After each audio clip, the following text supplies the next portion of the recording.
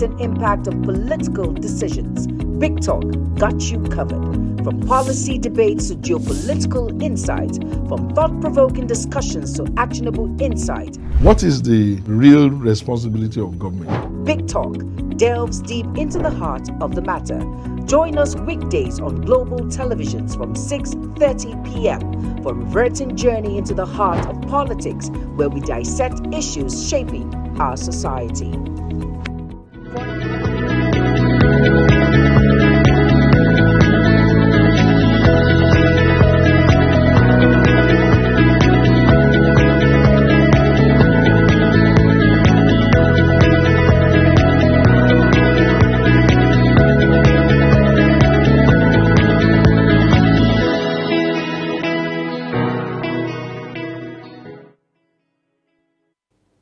A very big thanks for joining us on Big Talk. Tonight on the program, we'll be assessing the concerns of many Nigerians as to the current state of the nation.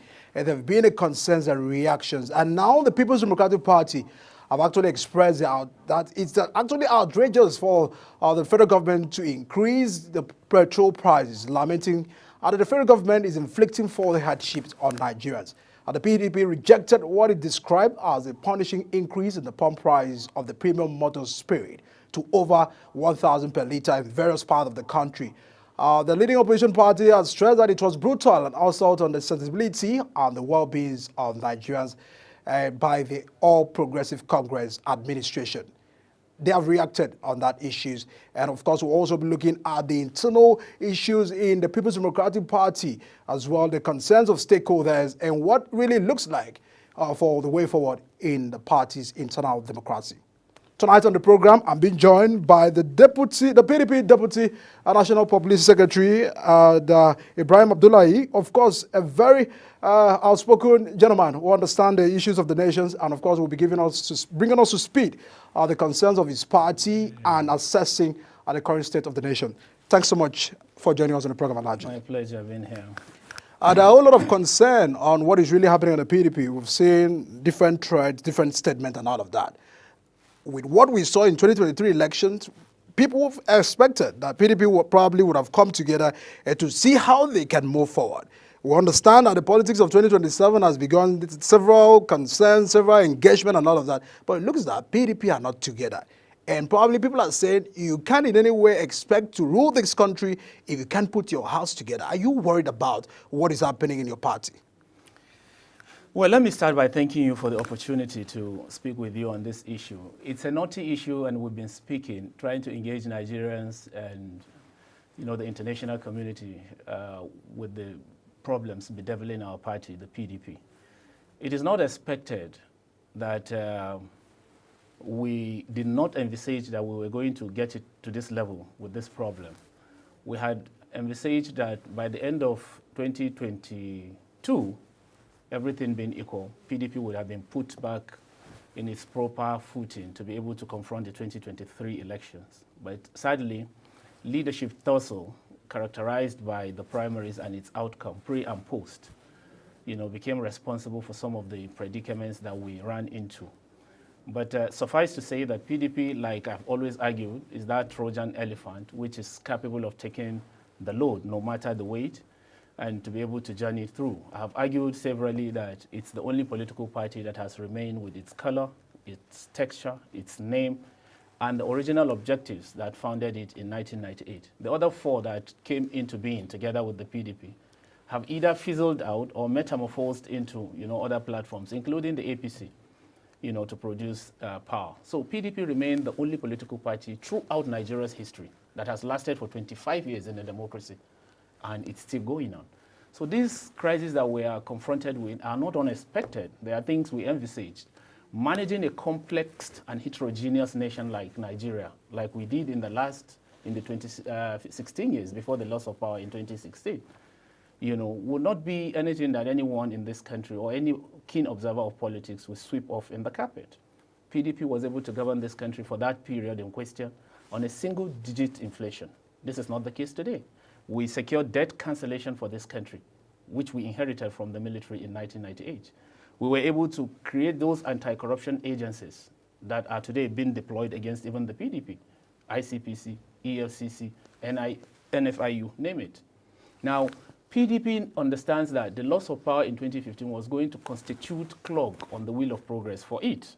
But being a democratic party, like the name implies, we lost election. Even before counting was over, you had a very magnanimous president who considered that he had lost that election, called the victor, congratulated him, and sought his involvement in the transition to hand him over power in 2015.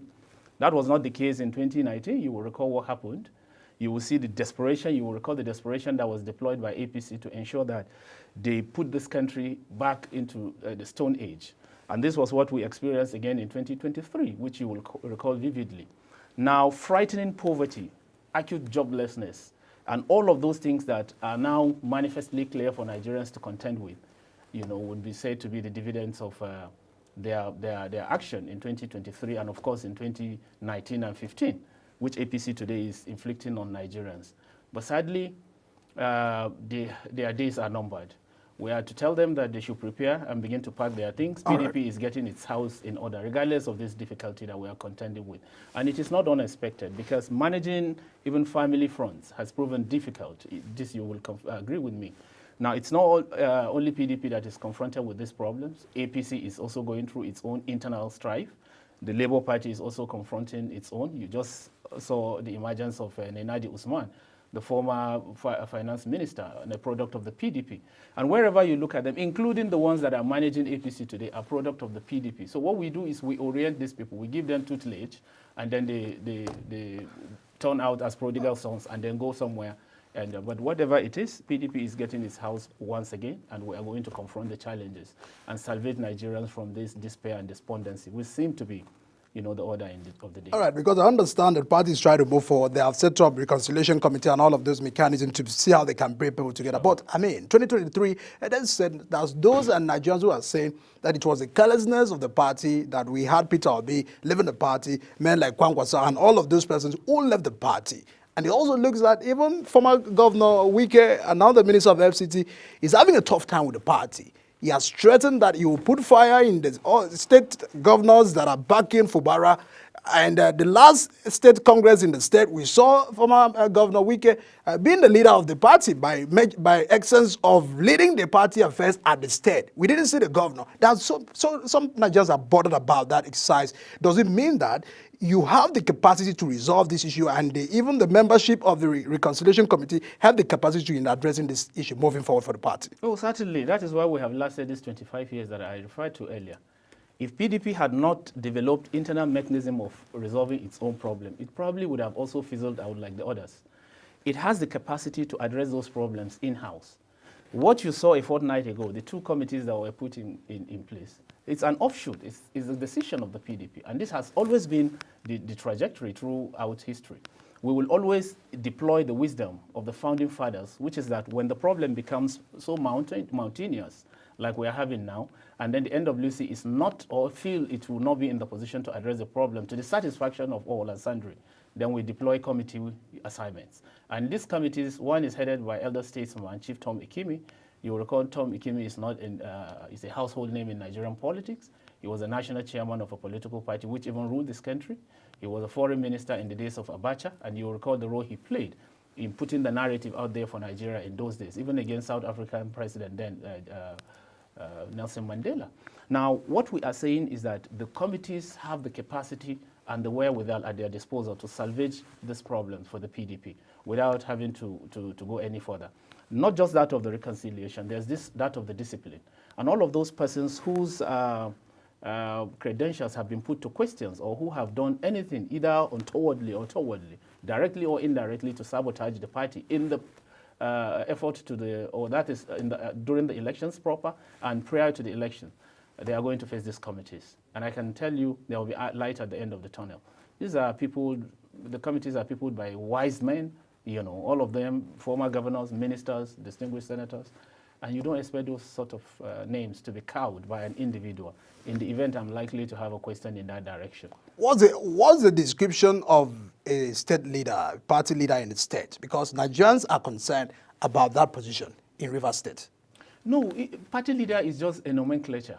By tradition, the governor is expected to be the leader of the party in every state. It was only during the APC days of Buhari that we had Tinubu described as the leader of the party, when you then had a sitting president in Buhari.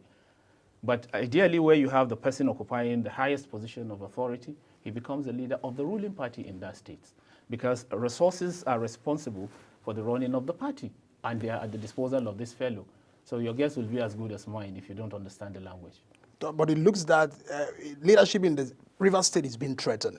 Is your party concerned about that issue in Rivers State? Of course, the Governors Forum spoke about it. I have been quoted recently in the media waves, talking about the steps that we have taken as a party. I just came back from Delta today. Part of the problems to look into ways of reconciling these, issues. Our governors are deploying their weight. We have 13 of them, and 14, if you permit me, with the FCT, because the Minister of FCT is our product. He has at no time told Nigerians that he's leaving the PDP. And that is why he's still struggling. It's a very beautiful bride, I must add. That is why you see all this jostling to get the attention of the PDP. Otherwise, he has been compensated more than enough in the APC. He should have gone. But he still remained fighting to hold the structure of the PDP. That underscores the relevance of the party. And it's sweet until you are in there before you understand what I mean. All right, we just reach out the PDP well, but let's move over to the issues of the nation. There are burning issues in the country where your party have reacted on the increase by NNPC. On the other hand, government said we were not aware. It also looks that issues of NNPC are saying due to what we are owing the suppliers, that has informed probably the increase. Your presidential candidate had subscribed for subsidy removal. The president, Tinubu, has subscribed for that. Peter Obi of Labour Party has subscribed for that. But it looks that it's now becoming another game where Tinubu is being put on the face of this crisis upon removing subsidy. What was your concern about the party and these issues? We were all on a page with the other political parties that we were going to withdraw subsidy if we had taken power in 2023. Our presidential candidate came all out and assured Nigerians that that was the way to go, and we all agree. Every right-thinking Nigerian by now should know that the subsidy was a burden on the government. And as commendable as the decision to withdraw it was ill-timed. Ours would have been with a lot of strategy. We would have given quality time for Nigerians, to bath and heave a sigh of relief from the trauma of the election, then reconcile the burden and wean themselves from the atrocities of Buhari in his 8 years, then give quality time to be able to put palliatives in place and measures to be able to address substantially this excruciating suffering that Nigerians were contending with even before Tinubu's own, was added on them. And that would have given us quality time to plan well and be able to put Nigerians on notice. And it would have been done in phases. Probably we would have provided the palliatives first, and then given a 6-month notice, and then withdraw a portion of the subsidy, and then justify the reason for the withdrawal, account for where the resources are deployed, and then be able to provide other measures like salary review, and all of those other things that would be able to cushion the effect of this harsh, clueless, and inept, and this callous approach deployed by the APC. I don't know if any country in the world would have tolerated half of what APC is doing to Nigerians today, even if you take it from the days of Buhari, not to now talk of what Tinubu has finally done to this country by bringing it finally on its knees. With dwindling economy, rising unemployment, growing poverty, and decaying infrastructure, the system cannot but breed social havoc in the nature of increased armed robbery, communal violence, high rate of women prostitution, and other social deviations, as if these are not bad enough. There has always been the intention to increase the price of fuel for the APC. It's not something that we're confronted with. Don't you think it's beyond them? Because we also had concern that the landing cost of fuel in some other countries is over 1,000 and 1,500 in most cases. So it now looks at, if we are not subsidizing, we have to pay for what is the original landing cost of that particular product. Are you not seeing it on that consideration with fairness to government? No. I would not see it. This is the 5th largest producer of this commodity globally. If you go to countries like Venezuela, Saudi Arabia, and other nations where these things are produced and where Nigeria is coming behind, you will discover that not just the petroleum product, even the basic necessities of life are subsidized for the citizenry because of the privilege. Oil is a gift of nature. It wasn't anybody's making. Nations where oil, is not in supply or do not have oil, like even in Africa, are trying to see how they will store enough for their consumption and other industrial purposes. Here we are the 5th largest producer of this commodity in the world. And I would not see any justification where we will have this politics of fuel, using it to keep Nigerians under perpetual misery. If PDP is given the opportunity, we will have a complete review of this petroleum malfeasance and then review all this atrocious and corruption that seem to have characterized, the system, and then give Nigerians a breather and a sense of relief. We've done it before. You would recall when Obasanjo was leaving, he had reviewed it upward, slightly by about 300 or 400 naira. When his successor, President Yar'Adua, came on board, in less than a week, he reverted it back to what it was before he took over power. That tells you a leadership, because Nigerians had protested then, and this was just about 65 naira per liter. They are buying it now 150. In some places up north and in some of these remote villages, you are buying these things, to about 16, 17 per liter. It had been the price before even this review. So now likelihood is that it will be sold 200 naira or more, 2,000 naira or more.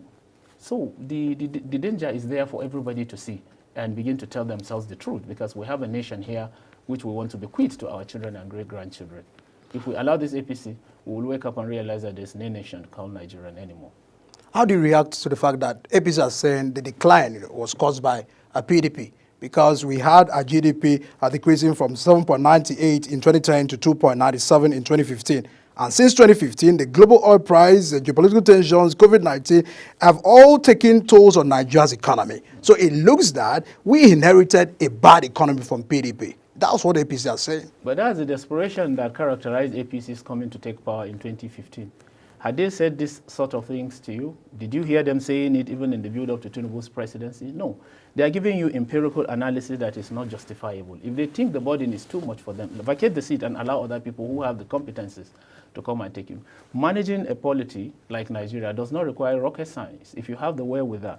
But that is expected. You produced a president that did not come with a secondary school certificate in Buhari, and he managed this country for 8 years. You produced another one that everything around him is shrouded in misery. His identity, his source of wealth, his education, his everything, even the ascension to power.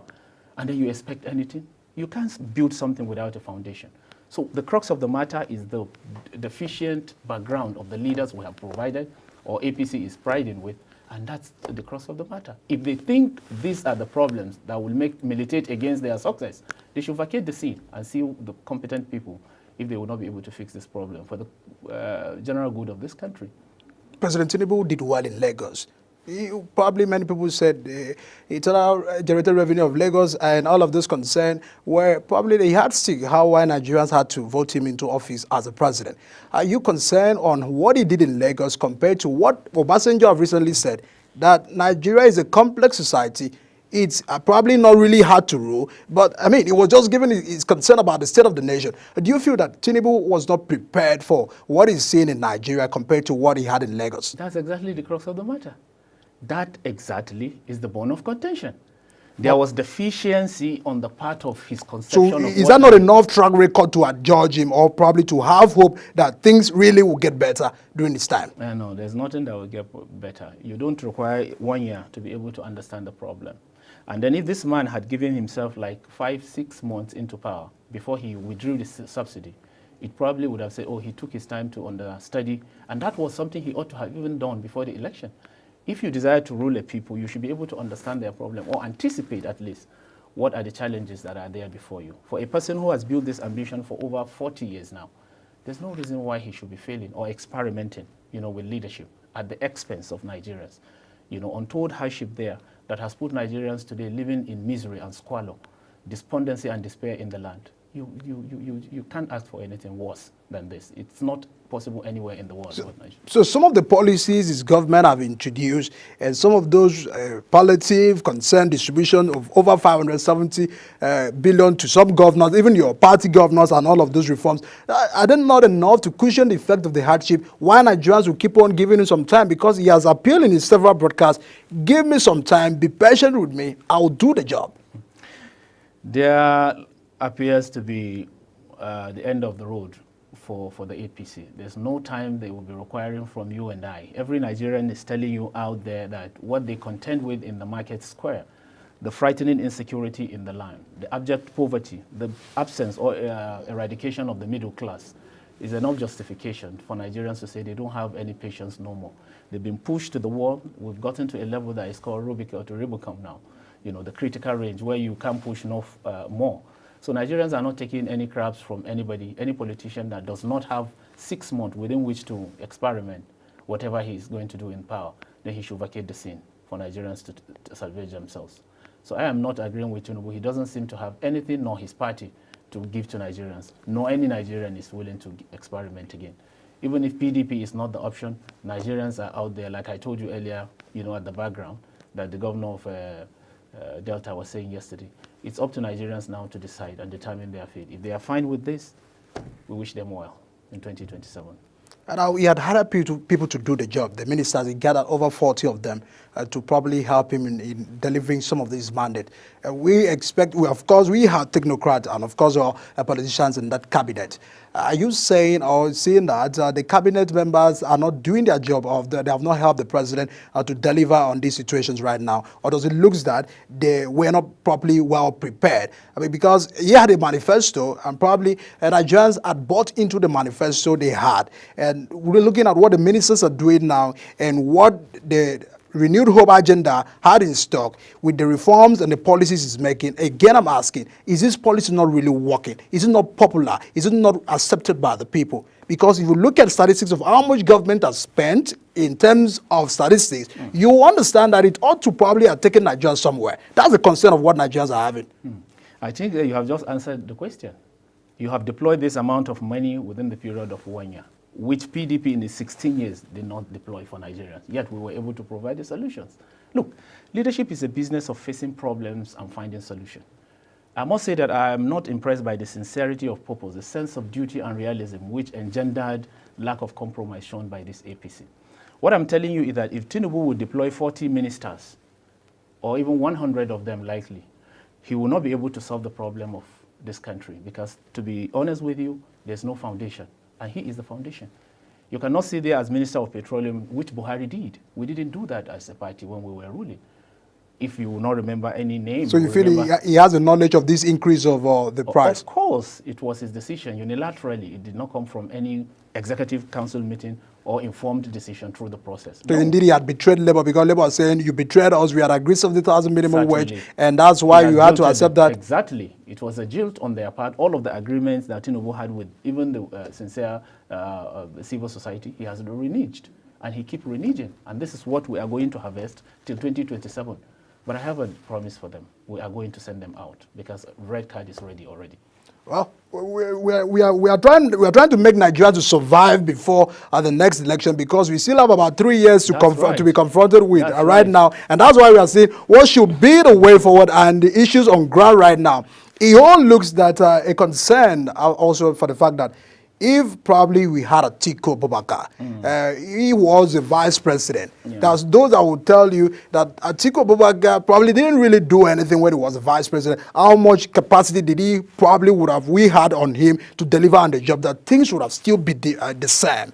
Even Peter, the people are saying we can't use Anambra State to probably judge you to deliver on the job. So it looks that it's a global challenge right now from what we can see and from what is on ground. Are you subscribing to that? No, you see, Atiku Abubakar cannot be said to be an apprentice, you know, on the job. This is a person who has been a serial contestant from as far back as 1991-92. I don't know how old you were then. Atiku Abubakar has been in the race, and he's one person who has come through the mill, through the process. And as vice president, much of what he did, the economic reform that we, you know, experienced as a country, was under his control. He was the chairman of the economic team as a vice president. And so he was able to succeed in putting Nigeria back on the trajectory, which has been reversed, no thanks to this APC. All this reversal of fortune is occasioned by the lack of understanding of the workings of government. And if PDP, like I keep saying, is provided the opportunity yet again, which apparently is going to be the case in 2027, you will see in less than a year or two that we will be able to rekindle hope of Nigerians and put back the nation on its proper trajectory. So rest assured that there will be light at the end of the tunnel, but certainly not with an APC on the saddle. What has been your concern about priorities of government? Because we've seen when Nigerians have reacted that we ought not to probably purchase presidential fleet. National Assembly, including some of your party members who are in the National Assembly, had accepted the Lexus that was given to them on the heels of this hardship. They are concerned of the fact that opposition are not different from even the ruling party, that they are all the same. How do you begin to reflect on this concern of Nigerians? Because Nigerians are looking at all the political parties and the politicians are the same. We can't really say they are for us. Nigerians are asking, what then is for us? You see, our leaders are a dangerous genotype of politicians, not because they are related to late Malam Aminu Kano or unintelligent, but because they employ their creative energies in the manipulation, invasion, and conquest of other men for narcissistic consideration. They lose touch with human passion and sentimental love for others, not because they are superhumans, but because they lose their own humanity in the effort to dehumanize others. That's why they behave like beasts, ignoring the insignificant others who they manipulate and maneuver in a variety of ways to exercise naked power. Tinubu and his co-travelers, including the elements that you mentioned in the PDP, who received those bulletproof cars or whatever, are Nigerians who are looking at the inspiration coming from the presidency, or lack of it. And so because the head is rot, you will expect the whole body itself to be rot. Now, Tinubu is the one who has engineered, and with due respect to his office, the problems that all of these legislators that you have referred to in the PDP are going through. But have they used these vehicles comfortably in their constituencies? No, because Nigerians are waking up to the reality that no parliamentarian that I picked or sent there to go and represent me that would go and drive a vehicle of 500 million naira at the expense or detriment of their lives. Some of them cannot even meet 3 square meals daily. They cannot foot their children's school fees comfortably. They cannot sleep with their eyes closed because of the frightening insecurity out there in the land. And then you expect all of these things to go well. All of this agitation, including the bad government protests and what have you, even as I speak with you now, the temperature in the country is high. Other organizations and civil society are warming up, including NLC that you mentioned earlier, because the center can no longer hold. But your president is far away in China, trying to broker a needless peace or sign business agreements that is worthless for Nigerians, because we don't need him to go there at any cost, at the time when his country is under fire. They come up with a first-class traditional ruler was murdered in cold blood, apprehended by bandits on his way from state assignment, driving back to his domain. He was intercepted on the road, kept in the dungeon. 2 weeks later, after all of the warnings, they killed him. Niger here, a neighboring African country that is far less in Nigeria by GDP, is now threatening and laughing at Nigeria. The whole nations of Africa are laughing at Nigeria, not to talk of the Western climes where civility has prevailed. They are looking at Nigeria that how could criminals hold Nigeria, under siege for over almost 2 decades today. They will go in the bushes, use their phone, video, record, and engage in conversation to conduct a transaction of 1 week, 2 weeks, 3 weeks without apprehension by the security apparatus. It's laughable.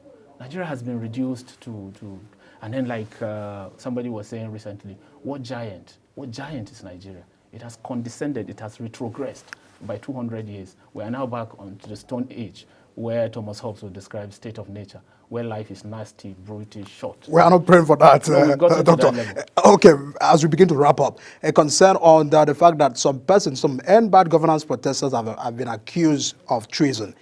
These probably will tell you, some of them will tell you they went to protest because of hardship and hunger and all of that. But the government on their end are saying it looks like people sponsored these ones to come through the back door to the Aso Rock. Is that in line with the reality of why people are protested? Because we must probably give the security agencies some benefit of that. Probably they have gathered some information and they've gathered some intelligence before they could probably accuse them of treason. It's a big statement. It's a big accusation. Do you feel that these protesters really deserve that? First of all, why did you allow Nigerians to go on the street? Because you had, they had envisaged and anticipated that your coming on board was going to liberate them from the, excruciating poverty which Buhari, inflicted on this country. Now, throughout Nigeria's history, this is the first time we will see within the space of 3 months, Nigerians threatening to go on the street. It's not just these people that are apprehended and are before trial today. Even the NLC today, for coming out to identify with the popular view of Nigerians, the president is being threatened. All sorts of allegations leveled against him. and charges were brought against him that is sponsoring, terrorism and all of what have you, when they themselves are not looking at their roles as a terrorist. Because when you now put people under this kind of untold hardship, and a frightening rooftop inflation, people can no longer even take home, to at the end of the month.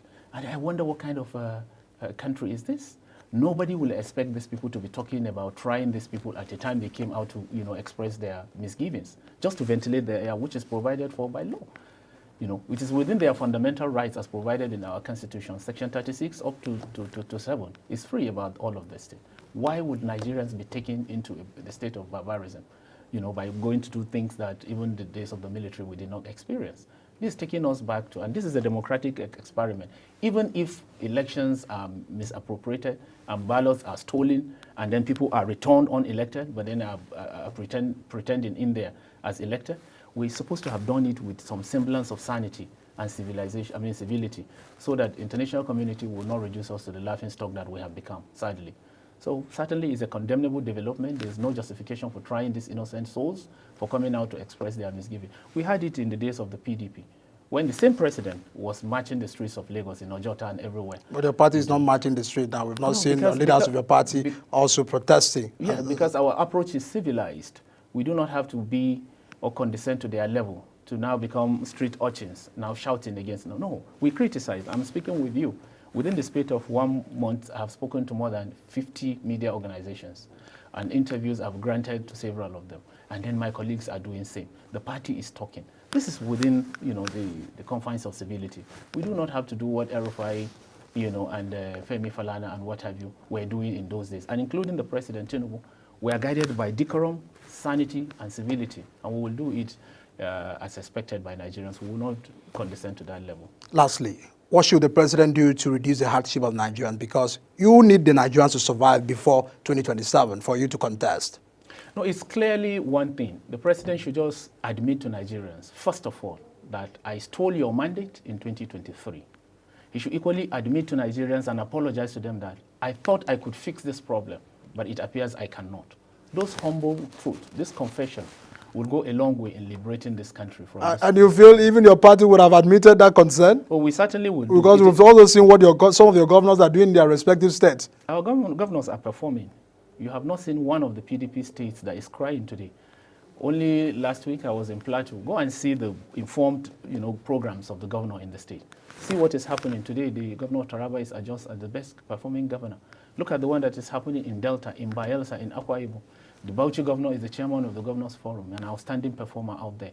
Mention one, with the exception of Lagos State, where the same Tinubu has held, by the Jubilee. But Lagos is still at the top today. Yeah, but that's what I'm telling you. You could give it to Lagos because of the substantial financial watches at the disposal of the state. It's an economic state that is viable. It could be able to sustain itself, even without the federal allocation. We can't exhaust this conversation. Thanks so much, Ibrahim Abdullahi, the PDP Deputy National Public Secretary. Thanks so much for joining us on the program. My pleasure. We do hope to have you again to review all of these issues Thank you. and a concern. All right, everyone. We, of course, still having a concern on the increase of the petrol, where there are several reactions. Some saying it is more of politics. There are a lot of political factor in that sector. Also looking at the fact that there are several concerns. What is happening to Dangote? It seems Dangote have not spoken after it said, my refinery is actually ready. He is waiting for government to determine the price. There have been a concern. Shortly after this break, we'll be looking at that issue and all of this concern in that sector. Please stay with us.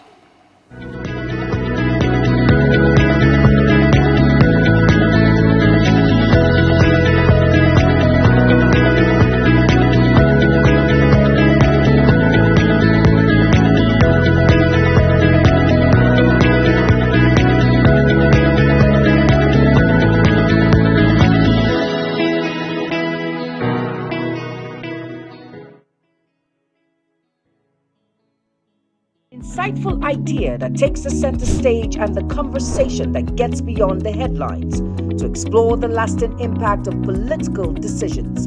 Big Talk got you covered. From policy debates to geopolitical insights, from thought-provoking discussions to actionable insight. What is the real responsibility of government? Big Talk delves deep